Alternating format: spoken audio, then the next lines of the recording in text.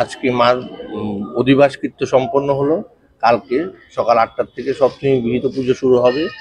এই পূজা রাজামল থেকে চলে আসছে, রাজ আমল থেকে যতদিন চলছে ততদিনই চলে আসছে এখানে। এই দুটো হাত তো অনেক সময় বলেছি।